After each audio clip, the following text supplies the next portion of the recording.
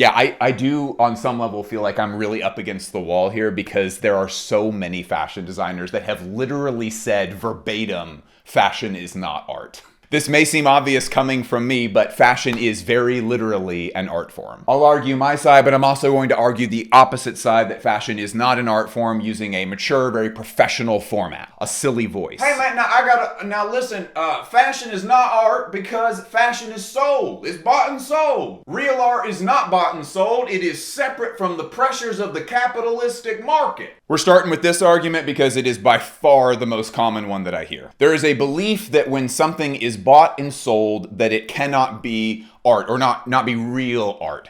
I have actual terrible news about this. All art requires money, if for nothing else than for the sustenance of the artists themselves. Fashion is bought and sold. Paintings are bought and sold, buildings are bought and sold, small handcrafted wooden figurines are bought and sold. And in fairness, people who argue this point want to make the point that artists should be free to make whatever they want, and that the purity of art is tainted when it's influenced by the demands of a market. Unfortunately, this is such a narrow view of art that the definition is functionally useless. I mean, people like to point to Vincent van Gogh, who sold, I think, literally only a handful of paintings in his entire life. He produced this massive body of work, as far as we know, for just personal satisfaction, which is awesome. We could also point to a genius like Goya and the Black Paintings, some of my favorite paintings of all time. Goya enjoyed some market success during his own time, but those paintings were 100% made for personal satisfaction. You could go on about Emily Dickinson. There are many artists who had absolutely no market pressures at all, and it is awesome to closely examine and praise the work of artists like that. But to say that that is the only definition of art is so narrow that it's more of like a subgenre of art. And don't get it twisted. It is awesome when artists have absolutely no constraints on them whatsoever and they get to just splash out and make whatever they want. That is awesome. But a lack of constraints is not what makes art art. Argument number 2. Oh, so you're saying that these bomb-ass Shinya Kazuka pants I'm wearing right now is art, Bliss? Get real. I mean, maybe some of them Richard Owens shows is art, but there's a difference between fashion and clothes. Yes, I will play ball on this one. Every single garment in the whole world is not a piece of art in the same way that every painted object in the whole world is not a piece of art. We're going to return to this a little bit later. I want you to put a pin in it. I wanted to bring it up early enough in the conversation so that you know that I see this argument, but we're not going to fully address it here. Put it away. We'll come back. Argument number 3. Oh, give me a break. Fashion is not art. Fashion is ridiculous. I mean, look at this shit. Bliss, this is not to call this art. I mean, come on. First of all, that is comme des garçons. You shut your whore mouth. Second of all, we need to draw a distinction that will help you consume art for the rest of your life. There is bad art. To be clear, comme des garçons is not bad art. There is good art, there is bad art. Both of them are still art. Something does not have to be good in order to be considered art. This is a weird misnomer that I think emerges from this bizarre English phrase where someone would say like, oh, he's not just a bricklayer, he's an artist. And I think they say that to mean that he is especially skilled at bricklaying. Art does not need to be good or bad to qualify as art. Remember, the definition of a word only works if it is useful. The word art needs to be free of value assessment. Saying that something is art does not need to connotate that it is somehow good or set apart or above something else. The term value assessment refers to that very human experience of wanting to label something as good or bad quickly so that we can categorize it in our head. Certainly, there are some things that do need to be labeled as good or bad, but most of the time when we're trying to make value assessments, we just kind of get needlessly worked up over nothing. If someone exports the shittiest collection of sounds in the whole world out of Ableton and into an MP3, it is still a song. If someone leaves the lens cap on for the entire filming process, it is still a film, albeit a super bad film. And if someone makes the most ugly, derivative, pithy, irony-pilled piece of art, it is still art. Argument number 4. Bliss, fashion isn't art, it serves a purpose. The format of the body is too limiting for free expression. And anyway, art should be useless. I've heard a lot of artists say that. Art should be useless. This is one of the most popular arguments, even outside of the fashion debate. Lots of people ascribe to this way of thinking. Art should be useless. There's this incredible story about Richard Serra, who's an artist that made these massive sculptures that you could walk into when you visit them in museums. They're unbelievable. If you've never experienced a Richard Serra, you've got to go see it. Frank Gehry is an architect that makes these very avant-garde buildings, really wild stuff. Richard Serra was being asked about Frank Gehry being an artist. It's in a wider interview. The conversation is very sprawling, but more or less, Richard Serra essentially said Frank Gehry is not an artist because he has to consider where the bathrooms are going to go. By this, I assume that he meant that artists should be more free than the constraints of building codes or the needs for bathrooms or population, crowd control, any of these things. Artists shouldn't have to worry about that stuff. Art should be functionally useless. Here's my problem with this. During his lifetime, Richard Serra clearly did not want to make buildings. Otherwise, he would have made buildings. And if someone referred to Frank Gehry as an artist, I think Richard Serra maybe felt a little threatened by that. I'm extrapolating here, but maybe he felt like his work can't compete.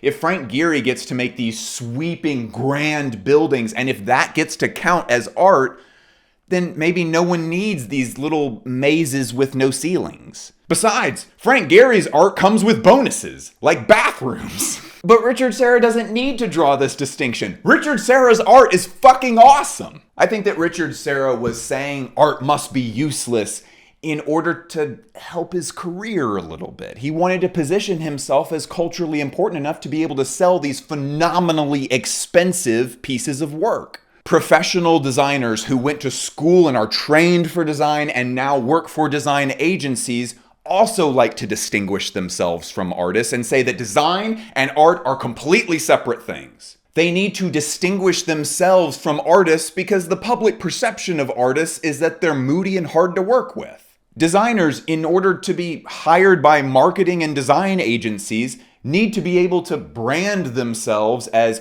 great at taking feedback, very focused on results, and always delivering their work on time. When those people draw a hard line between art and design, they're not really trying to provide a useful definition for the word art. They're trying to paint themselves in a light that will be useful for them in their work and employment.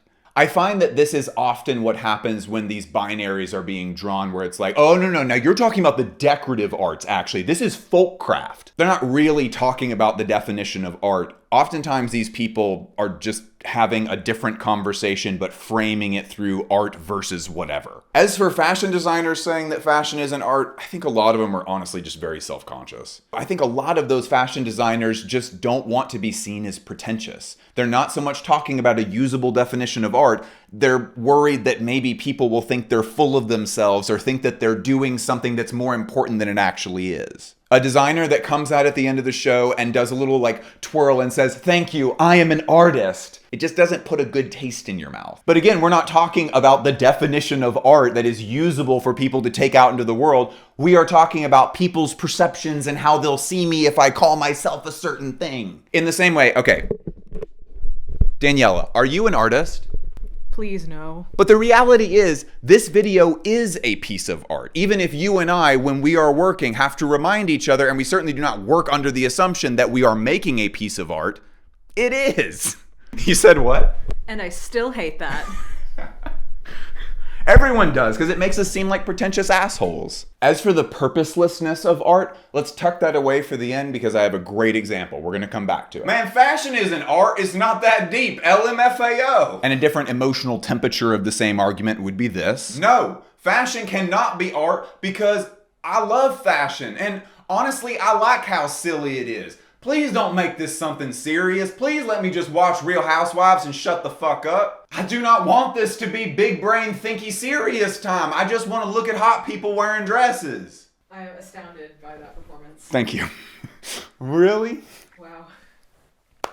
My brother in Christ, the movie White Chicks is art. There is nothing about labeling something as art that makes it where you cannot enjoy it on your own terms. If looking at fashion or literally anything just as silly and very surface level and purely aesthetic is something that you get personal fulfillment from, I encourage you to keep going. We need lots of different perspectives on this stuff, and you taking it in on your terms is perfectly fine. On a more nuanced level, someone might be worried that if fashion is art, then that brings in art interpretation, which means that we will then decide if the art is problematic in some way. This is a concern that I can really understand. Over the last couple of decades, there has become popularized a form of art interpretation where you essentially lay out a gargantuan argument that blank piece of art is bad, and that if you like blank piece of art, then you yourself are a bad person. While this style of interpretation is very necessary for many pieces of art, labeling something correctly as art does not mean that it's immediately going to get flatly moralized and that someone is going to start waving their finger at you. It's kind of a bummer to me that so many people have only been exposed to that style of interpretation. Like, you go to high school English class and you get exposed to the skull symbolizes death style interpretation. But then people go out into the world and they spend a lot of time online, and the only art interpretation they see is strangers trying to lecture other strangers on the internet. I am thrilled to say that art interpretation is so much broader than that. Nuh-uh, buddy. No, I'm not going to let you do this. Now, this just sounds like you're trying to make art sound like everything. Like, oh, somehow everything in the whole world is art. That is a fantastic question, and it's a really important part of this conversation overall. Art is anything that an artist makes and anything that anyone experiences as art. Art is anything where the maker goes, I made this, and it is art. There is literally no barrier of entry for art. As soon as someone says it is, it becomes art. Additionally, and unfortunately for my haters, art is also anything that anyone says is art from a viewer's standpoint. It is entirely possible for someone to make something and for that maker to say, this is not art. Send it out into the world, and then someone finds it and in good faith says, wow, what a wonderful little piece of art this is. And in that moment, it becomes art. The death of the author comes into play here. Once a piece of art goes out into the world, it lives its own life. It's shaped by the culture that it's in and the experiences of everyone who takes it in. Oh, what? So everything's art just if somebody says it is? Yes, almost anything can be art in good faith. And that is a very important distinction here. Because, I mean, if you want to fuck around and find some silly hypothetical for me where we're going to do a bunch of mental gymnastics, I'm sure that we can find a way that is not art.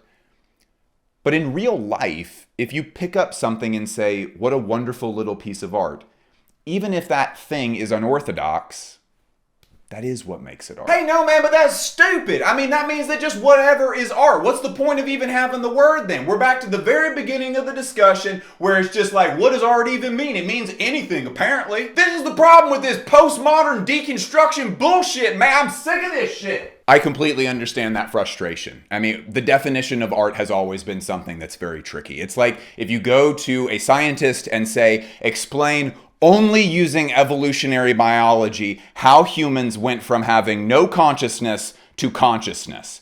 It's like somebody's going to get their feelings hurt. But I do think that the definition of art that we've laid out here does serve a purpose, because at a certain point you do have to ask that question. What is the usefulness of this definition if it is so big that it encompasses so many things? I think this does serve a purpose. We're going to walk that purpose out. Here is my take. Humans evolved under very unlikely circumstances. Like, considering that we're the dominant species, there's a lot of other species that could just blink and kill us. Like, we are very fragile. And speaking of consciousness, it is one of maybe the weirdest things in the natural world. The fact that we have subjective inner experiences. The fact that you and I could watch the exact same movie sitting in the exact same spot, and when the movie finishes, we had different inner experiences of the same movie. That is crazy. In order for us to have that consciousness, subjective inner experience, we had to biologically evolve with some razor sharp survival instincts. Let's back it up. Do you take medication for anxiety by any chance? The reason that you have to take that medication, the reason that you can't get your heart rate to calm down in completely benign circumstances is because your brain is trying to figure out if there's a predator nearby. Because if we go far enough back, if you did let your guard down, the saber-toothed tiger will show you no mercy. It's going to kill you. We have solved the saber-toothed tiger problem, but our brains just haven't had enough time to evolve and catch up to that yet. In the meantime, we made art. We started literally with our hands, and it still holds up pretty well, I think. Back then, art really was useless. Its only function was just killing boredom. But as we progressed, we thought, I'll take it with me sometimes. We added it to things that we did practically need just as a reminder. Something beautiful, a good thing to think about as we move through our day. A great memory, or, the classic, just being horny. I think we need to keep a broad definition of art in mind because our survival instincts drive so much of our day-to-day lives. We need a reminder that when it's not just for sustenance or survival, it's worth slowing down and considering the inner work that anything can be doing to you. When you go to watch Lady Bird, you know you are about to experience art. You know that you are about to have a potentially inner shifting experience when you boot up The Last of Us. When you watch old Carol Christian Pole runway footage, you know that it is art consumption time. But I do not want a narrow view of art to limit us when we might have a perspective shifting experience with a garment that one might not immediately look at and describe as art. I'm honestly not really worried about whether or not I win this argument of whether or not fashion is art, but I am strongly advocating that you pay more attention to how things make you feel. Like when you wear clothes, when you eat food, when you grab a car door handle to close it, you are experiencing the things that make up your life. And your life, by the way, is not a series of sporadic supercut moments like on an Instagram feed. Your life is the experience of feeling pressure on your ass right now as you are seated. This is it.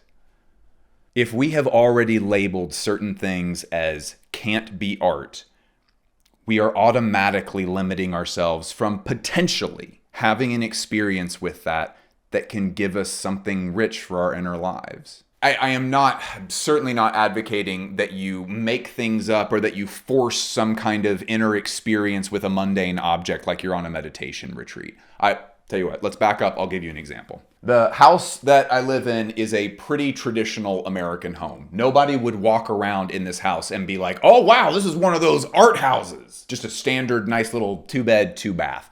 The one thing that makes it pretty different than any other home that I've ever been in is this huge window out there in the main room up against the wall. From the perspective of building a traditional American home that's going to have great curb appeal, I don't know if that window was a good idea. Like if a normie young family walked into this house and saw that window, it would probably be big negative points against buying this house. The window, she is just too big. But you know what?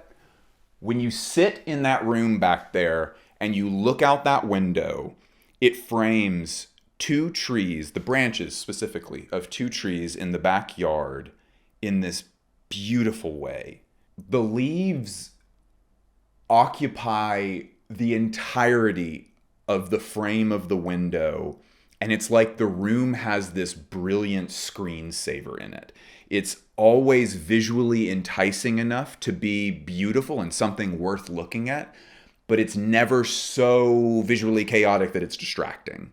After we moved in here, I became so taken with this window that I wanted to wake up to it, like it be the first thing that I see in the morning. So Danny and I had this cute date night where we drug our mattress out there and watched a movie and then fell asleep out there in the main room on the floor, and then woke up and looked up at the trees as the sun was rising. And I said that I wanted to wake up like this every day for the rest of my life. So we moved our bed out there permanently and turned this is the bedroom. We turned it into the closet. This house serves a purpose. That window, that definitely serves a purpose. But that window has done work on me that is exactly what art aspires to do.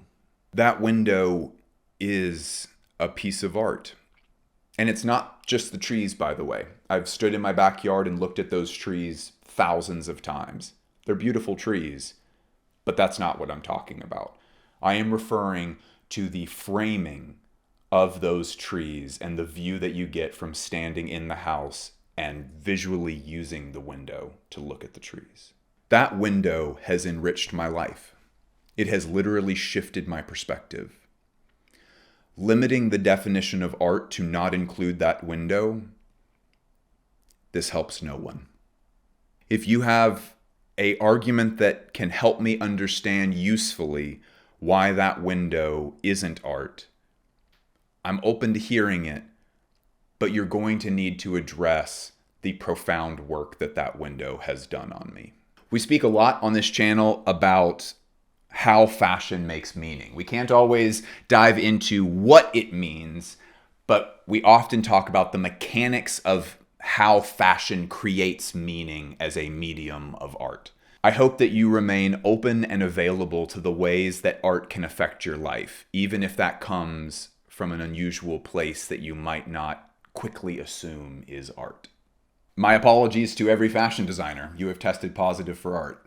I am really excited to read the comments. I actually read every comment that is left on the channel everywhere. We read 100% of them. Daniela does too. I ask please that you participate in the comments in good faith. And if I could maintain some of the seriousness from a moment ago, we are leaving literally in 2 days to go to Milan to cover Milan Fashion Week for the first time.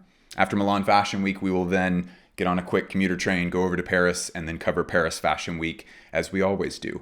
I am so thrilled to say that the expansion to Milan Fashion Week is because of the excellent support that we have gotten from you all on Patreon. The actual literal funding with money of this channel is what has made that happen. Liking this video, watching every episode multiple times, showing our videos to your professor, all of these things, I cannot tell you how honored I am that we would even be worthy of your time. But I have to ask that if we give you value, that you put that value back into the channel in a literal way. The fact that everyone likes these videos and watches them multiple times, we're so honored by that.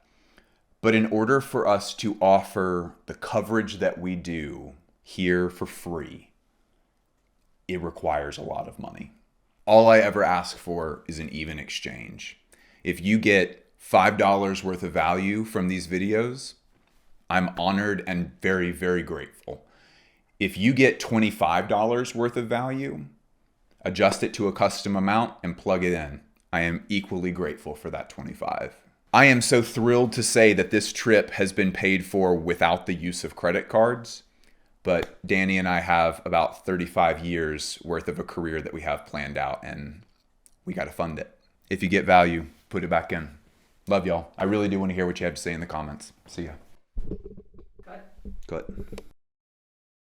Blah, blah, blah, blah.